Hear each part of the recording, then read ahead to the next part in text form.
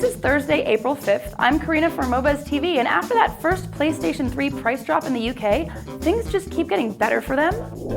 So in week 1 after its launch, the PS3 found itself, on at least one online retailer, already suffering the indignity of a price drop in the UK. And in week 2, it's suffering quite a sales drop there as well. And not just a little itty-bitty post-launch lull, an 82% sales drop. Ouch. The sales of the top 2 PlayStation games also dropped by 60%. Another ouch. I guess the enthusiasm for the PS3 wears off somewhat when they're not giving away giant flat-screen TVs with them. Now, the biggest story this week, I think, has to be the Apple EMI deal to strip DRM from their music on iTunes, but apparently those who hoped that this might be the beginning of the end for DRM on video as well are set to be disappointed, at least as far as Apple's concerned. Jobs came out saying that he wouldn't push for DRM-free video content because the two markets are so different. How is that? Well, the music market already has DRM-free content on CDs. The movie market doesn't. DVDs have CSS protection. Get it? Since the movie market is already so crippled by DRM, let's not even try to uncripple it. Huh? We're confused. You know what else is confusing at times? How the UK seems to be going from what was famously described as, quote, sleepwalking into a surveillance society to just running headlong into it and giving it a big old hug. The latest step has been to expand a small pilot project for a new type of surveillance system. It's already been operating in Middlesbrough and will be spread to 20 new regions. What kind of system? Talking CCTV cameras. Yeah, cameras with a PA system on them. So the person watching your every move on a screen somewhere can then tell you about it. Most people don't know this, but we were part of a similar trial program, and we've got one in the office.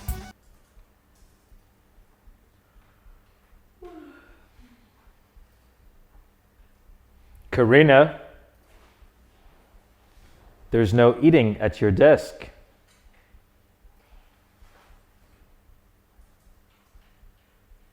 We love this system. It's really helped to improve our efficiency. Hey, here's something efficient.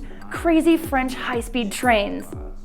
France's Alstom Technologies just got their V150 passenger train to go ripping through the countryside at the breakneck speed of 574.8 kilometers an hour to break the world rail speed record.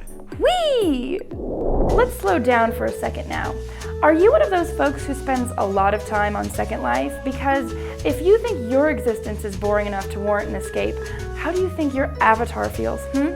People out there are concerned about folks and avatars like you, and through the medium of advertising spoofs, would like to tell you something.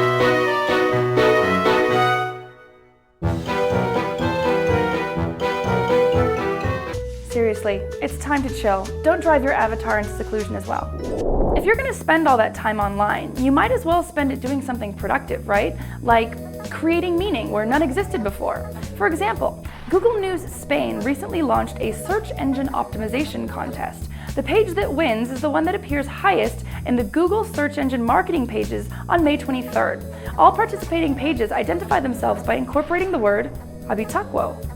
Don't worry, it's not that your Spanish is rusty. That word doesn't exist. They just made it up as a marker for the contest. But it's an interesting phenomenon. The word is already on Google, it was #1 on Technorati, and it means nothing so far.